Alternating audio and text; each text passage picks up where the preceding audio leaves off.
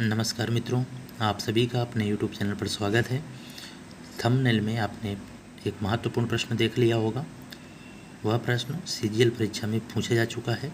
तो आगामी कोई भी परीक्षा आप देने जा रहे हैं जहां पर औसत से प्रश्न बनते हैं, यानी अर्थमेटिक पूछी जाती है, प्रश्न इस कॉन्सेप्ट पर आधारित आ भी सकता है।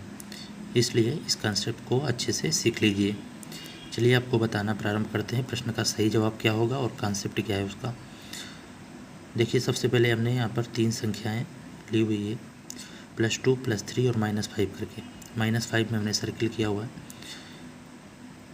और औसत बराबर आप सूत्र जानते हैं, पदों का योग बटे संख्याएं। देखिए, अगर औसत 0 हो जाए तो योग भी 0 हो जाता है। अगर औसत 0 हो जाए तो योग भी 0 हो जाता है। कैसे? तो आप देख सकते हैं, औसत की जगह 0 रख दीजिए और तिर्यक गुणा कर दीजिए तो योग बराबर 0 आ जाएगा। प्रश्न में यही कहा गया है कि 27 संख्याओं का औसत 0 है। इनमें से अधिक कितनी संख्याएं शून्य से अधिक हो सकती हैं। देखिए, कॉपी पेन से ही आपको समझाने का प्रयास कर रहे हैं, क्योंकि बोर्ड तो है नहीं और लिख भी नहीं सकते, क्योंकि हाथ से ही मोबाइल मुझे पकड़ना पड़ रहा है और आपको समझाने का प्रयास करते हैं। उद्देश्य यही है कि आपको यह कॉन्सेप्ट अच्छे से समझ में आ जाए। अगर समझ में आ जाए तो आप कमेंट करके बता दीजिएगा कि हमारा कॉन्सेप्ट क्लियर हो गया है। मुझे अच्छा लगेगा। आगे ऐसे ही बेहतरीन कॉन्सेप्ट आप तक पहुंचाते रहेंगे। +2, +3 और -5। देखिए, -5 क्यों लिया गया है। देखिए, +2, +3 अगर आप जोड़ेंगे, योग करेंगे तो 5 आएगा। और अगर ये 5 की जगह -5 अगर ले लिया आप तो 5 - 5 हो जाएगा, 0 हो जाएगा और योग 0 हो जाएगा। ठीक है, तो यहाँ पर लिखा हुआ 27 संख्याओं का औसत 0 है। इनमें से अधिक कितनी संख्याएं शून्य से अधिक हो सकती हैं। तो यहाँ पर ये जो 3 संख्याएं हैं, इन 3 संख्याओं का औसत क्या हो जाएगा? 0 हो जाएगा। 3 संख्याएं जो आपने यहाँ पर लिखी हुई हैं, +2, +3, -5, कोई भी संख्या आप ले सकते हैं, तो इनका योग 0 है। और जब योग 0 है तो 0 बटे 3 संख्याएँ हैं तो 3 हो जाएगा, तो औसत 0 हो जाएगा। जब औसत 0 हो गया तो ये सवाल ये बन सकता है कि 3 संख्याओं का औसत 0 है। देखिएगा सवाल कैसे, आप समझने का प्रयास करिएगा।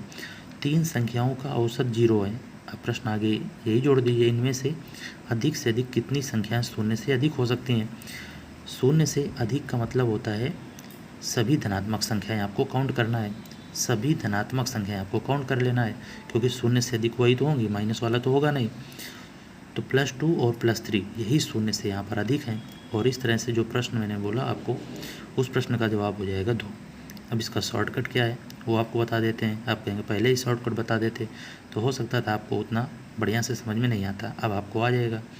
जब 27 संख्याओं का औसत 0 होता है और इनमें से अधिक कितनी संख्या शून्य से अधिक हो सकती हैं, तो आप ऐसे ही 27 संख्याओं का स्पेस दे देंगे।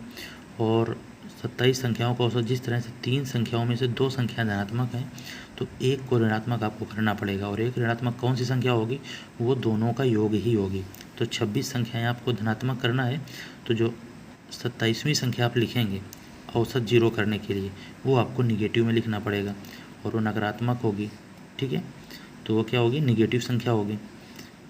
इस तरह से इस प्रश्न का सही उत्तर क्या हो जाएगा? 26 हो जाएगा। क्यों? सूत्र बन जाता है इसका कि अधिकतम धनात्मक संख्याएं या अधिक से अधिक शून्य से अधिक संख्याएं, मतलब एक ही है, n-1 होंगी। n-1, यहाँ पर n बराबर 27 है, एक लेस कर देंगे, उत्तर आ जाएगा 26। आप इसको समझने का प्रयास करिएगा। ऐसे ही निगेटिव कॉन्सेप्ट होता है और यही उत्तर आएगा। ठीक है, अगर आपको लगता है कि निगेटिव का भी एक प्रश्न करा दिया जाए तो आप कमेंट करके बताइएगा। अगर ये भी समझ में उतना ना आया हो फिर बताइएगा, हम आपको बहुत अच्छे से और अगले वीडियो के माध्यम से समझाने का प्रयास करेंगे। कॉन्सेप्ट बढ़िया है, अच्छे से सीख लीजिए। और प्रश्न का सही जवाब यहाँ पर हो जाएगा 26।